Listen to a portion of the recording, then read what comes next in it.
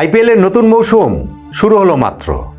টুর্নামেন্টে অংশ নেয়া 10টা দল প্রত্যেকেই একটা করে ম্যাচ খেললো। 5 দিনে 5টা ম্যাচ হয়েছে এবং এই 5 ম্যাচেই একটা প্যাটার্ন কিন্তু লক্ষ্য করা যাচ্ছে প্রবলভাবেই। প্রতিটি খেলায় যেই দলের ক্যাপ্টেন টস জিতেছেন সেই দল ম্যাচও জিতেছে। প্রতিটি টসজয়ী ক্যাপ্টেন প্রতিপক্ষকে আগে ব্যাটিংয়ে আমন্ত্রণ জানিয়েছেন, এরপর সেই রান তাড়া করে দলকে জিতিয়েছেন। তার মানে কি টস জিতলেই ম্যাচ জয়ের নিশ্চয়তা? না, অমনটা বলা যাবে না, কেননা আইপিএলের এই 5টা ম্যাচ হয়েছে ভিন্ন 5টা ভেন্যুতে, ফলে উইকেটের চরিত্রগত পার্থক্য রয়েছে এবং সেইখানটাতে এমন কোনো অবস্থায় এখন এই ভেন্যুগুলোতে নেই যে টস জিতলেই সেটা ম্যাচ জয়ের নিশ্চয়তা, ধরুন ডিউ ফ্যাক্টর সেই সব কিছু বিবেচনা করে। সো ওইটা বলা যাবে না, কিন্তু একটা প্যাটার্ন তো নিশ্চিতভাবেই লক্ষ্য করা যাচ্ছে এবং সেই আলোচনাটা তো আমরা করতেই পারি। পার্থক্যের জায়গাও কিন্তু আছে। পার্থক্যটা কি জানেন? এইবারের আইপিএলের শুরুর 2 দিন যেমন খেলাটা হয়েছে তাতে করে কিন্তু রান বন্যার টুর্নামেন্টের প্রতিশ্রুতি ছিল।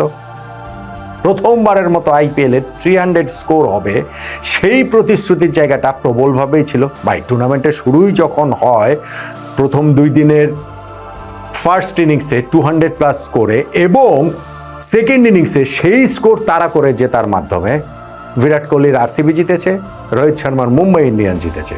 ফলে সেই জায়গাটাতে 200 রান হচ্ছে, সেইটা তাড়া করে জিতে যাচ্ছে দলগুলো। 300 রানের স্কোরের প্রত্যাশায় তাই বাড়াবাড়ি আর কোথায়। অথচ এরপরে রান বন্যার আইপিএলটা রান খরার আইপিএলে রূপান্তরিত হয়ে যাওয়ার মতো অবস্থা। কেননা পরের 3 ম্যাচে ফার্স্ট ইনিংসে রান হয়েছে 127, 162 এবং আজকে 141। তো প্রথম ইনিংসেই তো খেলা শেষ হয়ে গিয়েছে। আজকেও যেমন দিল্লি ক্যাপিটালস এই লখনৌ সুপার জায়ান্টসকে ফার্স্ট ইনিংসে ওই 150-র মধ্যে আটকে রেখে নিজেদের জয়টা এক অর্থে নিশ্চিত করে ফেলে এবং সেই জয়টা তারা পেয়ে যায় 17 বল হাতে রেখে 6 উইকেটে।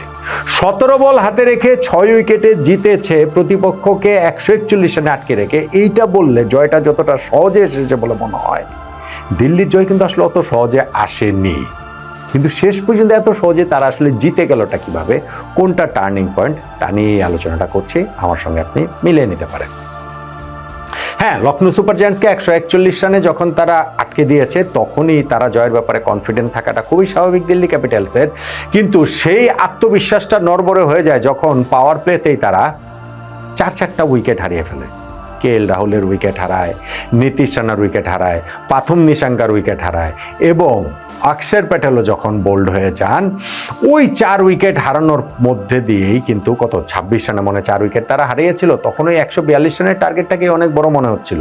তখন মনে হচ্ছিল যে লখনৌ সুপার জায়ান্টস একটা লো স্কোরিং থ্রিলার না উপহার দিয়ে ম্যাচটা জিতে নেয়। কিন্তু ভাই, তাদের আসলে একটা বোলার শর্ট ছিল, কেননা তাদের ওই ব্যাটিং বিপর্যয়ের জন্য ইম্প্যাক্ট সাব হিসাবে ব্যাটসম্যান নামিয়ে দিতে হয়েছে এবং সেই ব্যাটসম্যান নামানোর কারণে একটা স্পেশালিস্ট বোলার যে তাদের কম, সেইটা তাদেরকে ভুগিয়েছে। যেই কারণে এই শুরুর নড়বড়ে অবস্থাটা যখন সামলে নিয়েছে দিল্লি ক্যাপিটালস, এরপরে আর সেইটার জবাব লখনৌ সুপার জায়ান্টসের কাছে ছিল না।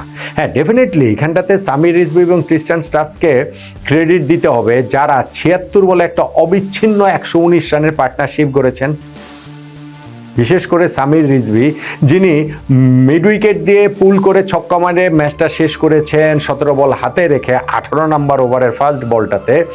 তিনি যে একটা ইনিংস খেলেছেন অপরাজিত 70 রানের, সেইটা একটা ঝলমলে ইনিংস। প্রতিশ্রুতিশীল ব্যাটসম্যান তিনি, গত কয়েক আইপিএল ধরে আমরা দেখছি। সেই প্রতিশ্রুতির অনুবাদ কি ধারাবাহিকভাবে অবশেষে এই আইপিএলে হবে? শুরুটা তিনি যেভাবে করেছেন, যে রেসপন্সিবল একটা নক খেলেছেন সামির রিজভি এই দিল্লি ক্যাপিটালসের হয়ে, তাতে করে কিন্তু অমন আশা করা যেতেই পারে। ট্রিস্টান স্টাফসও 32 বলে অপরাজিত 39 রানের ইনিংস খেলেছেন, যথার্থ সঙ্গ দিয়েছেন এবং তাদের ওই পার্টনারশিপে কিন্তু শুরুর নড়বড়ে অবস্থা কাটিয়ে দিল্লি ক্যাপিটালস শেষ পর্যন্ত সহজেই জিতে গেল। এবং ওইখানটাতে আমি যেটা বলছিলাম যে ব্যাটিং বিপর্যয় যে হয়েছিল লখনৌ সুপার জায়ান্টসের, এবং সেইখানটাতে যেহেতু তাদের ইম্প্যাক্ট সাব হিসেবে ব্যাটসম্যান নামাতে হয়েছে, বোলার একটা স্পেশালিস্ট শট ছিল, সেইটা টার্নিং পয়েন্টের দাবিদার আপনি বলতে পারেন। এখন লখনৌ মাত্র 141 রানে আটকে গেলে কেন? এইখানটাতে আমার মনে হয় 2টা ফেজ রয়েছে। একটা হচ্ছে গিয়ে ওই যে 5 বলের মধ্যে 2টা উইকেট হারানো এবং আরেকটা হচ্ছে 8 বলের মধ্যে 4টা উইকেট হারানো। হ্যাঁ, পাওয়ার প্লেতে তারা 2 উইকেট হারিয়ে ফেলেছিল, কিন্তু রানও তো খারাপ হয়নি, 41 রান হয়েছে। এখানে ভেরি আনফর্চুনেট ঋষভ পান্টের উইকেটটা, যিনি নন স্ট্রাইকিং এন্ডে ছিলেন, ওই স্ট্রেট ড্রাইভ করেছিলেন যে মিচেল মার্শ, সেখানে বোলারের হাতে লেগে স্ট্যাম্পের মানে বেলস পড়ে যায় এবং একটুখানি ক্রিজের বাইরে থাকার কারণে ঋষভ পান্ট রান আউট হয়ে গেলেন খুবই আনফর্চুনেট ওয়েতে। আর এরপরে এইডেন মার্কার অক্ষর প্যাটেলকে ছক্কা মেরে পরের বলটাতে তিনি বোল্ড হয়ে যান। ওই 2টা উইকেট শুরুতে তাদের পড়ে গেছে পাওয়ার প্লেতে, কিন্তু আমি এই 2 উইকেটের কথা বলছি না। আয়ুষ বাদন এরপরে আউট হয়েছেন সেটাও না, আমি বলছিলাম যে পরপর 2 ওভারে 4-5 বলের মধ্যে যে তারা নিকোলাস পুরান এবং মিচেল মার্শের উইকেট দুটো হারালো।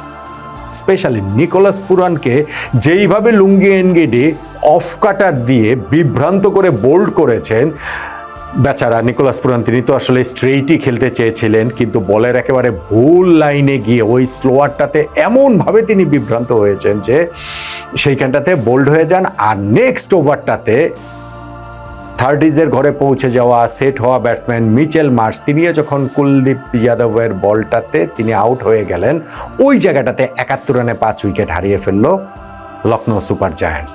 তারা এরপরেও একটুখানি চাইছিল যে ইম্প্যাক্ট সাবটা রেখে দিতে ব্যাটসম্যানের ক্ষেত্রে, মানে একজন স্পেশালিস্ট বোলার তো রাখবে, কিন্তু সেটা তারা করতে পারেনি, কেননা 6th উইকেট চলে যাওয়ার পরে ওইখানটাতে তাদের শাহবাজকে নামিয়ে দিতে হয়। রানটা হচ্ছিল, খারাপ হচ্ছিল না ওই পার্টনারশিপ এখানে আব্দুল সামাদের সঙ্গে শাহবাজে, কিন্তু এরপরে গিয়ে যে ঘটনাটা ঘটলো যে 8 বলের মধ্যে 3 রান তুলতেই শেষ 4টা উইকেট লখনৌ সুপার জায়ান্টস হারিয়ে ফেলে। তাদের স্কোরটা ওই সময় সামার যেভাবে স্পেশালি তিনি ব্যাটিং করছিলেন, আর যেহেতু ইম্প্যাক্ট সাব নামিয়েছে, তারা এই জায়গাটা থেকে মনে হচ্ছিল যে অন্তত পক্ষে 160-65 রানে তারা পৌঁছে যেতে পারে। কিন্তু যেটা বললাম যে বাউন্ডারিতে দুর্দান্ত একটা ক্যাচ, স্ট্রেইট ছিল, কিন্তু তারপরে এত দ্রুত বলটা এসেছিল আমাদের ব্যাট থেকে, স্ট্রেইট এসেছিল ডেভিড মিলারের দিকে, তিনি যে ক্যাচটা ধরেছেন না, ওইখানটাতেই তাদের বিপর্যয়ের শুরুটা, মানে শেষের বিপর্যয়ের শুরুটা হলো। এরপরে 8 বলের মধ্যে 3 রান তুলতেই শেষ 4টা উইকেট হারিয়ে ফেলে। 8 বল অব্যবহৃত রেখেই 141 রানে Lucknow super giants all out হয়ে যায়। সেই রান তাড়া করে দিল্লি ক্যাপিটালস জিতে গিয়েছে 6 উইকেটে। তাহলে এখন টার্নিং পয়েন্ট কোনটাকে বলবেন? টস যে জিতেছে দিল্লি ক্যাপিটালস, সেইটাকে টার্নিং পয়েন্ট বলবো না? আমি শুরুতেই বলেছি যে না, ওইটা অত বড় কোনো ফ্যাক্টর না, কেননা স্কোরটা যদি ধরেন 160-170 হতো, সেটা তো করা যেতেই পারতো, তাহলে একটা ডিফারেন্ট বল গেম হতে পারতো। তাহলে হয়তো বা তারা এই যে আবার ধরেন যদি ইম্প্যাক্ট সাব ব্যাটসম্যান না নামাতো, তাহলে মানে ওরকম একটা অবস্থায় যদি না যেত, সেটাকে আপনি টার্নিং পয়েন্টের একটা জায়গা বলতে পারেন। পার্টনারশিপের কথা তো বলাই যায় যে 26 রানে 4 উইকেট হারিয়ে ফেলেছে দিল্লি ক্যাপিটালস, তারপর 76 বলে 119 রানে পার্টনারশিপ যে করেছেন সামির রিজভি এবং ক্রিস্টান স্টাফ, সেটাকে তো আপনি টার্নিং পয়েন্ট বলতেই পারেন। ওই বিপর্যয়ের মুখে তারা যেভাবে সামাল দিয়ে পরবর্তীতে যেভাবে প্রতিপক্ষের উপর চড়া হয়েছেন, স্পেশালি সামির রিজভি। আর এই ব্যাটিং ইনিংসে লখনৌ সুপার জায়ান্টসের, যেটা আমি বলছিলাম যে পরপর 2 ওভারে ওই 5 বলের মধ্যে নিকোলাস পুরান ও মিচেল মার্শের উইকেট, আর একদম শেষে গিয়ে 8 বলের মধ্যে 3 রানে 4 উইকেট হারানো, এই দুইটাকেও টার্নিং পয়েন্টের মধ্যে রাখতে পারেন। আমার টার্নিং পয়েন্ট আসলে ওই নিকোলাস পুরান ও মিচেল মার্শের পরপর 2 ওভারে আউট হয়ে যাওয়া। স্পেশালি নিকোলাস পুরানকে যেইভাবে বলটা করেছেন লুঙ্গি এনগিডি, সেইটা দেখার মতো, এইবারের টুর্নামেন্টের অন্যতম সেরা বল সেইভাবে আমরা বলতে পারি।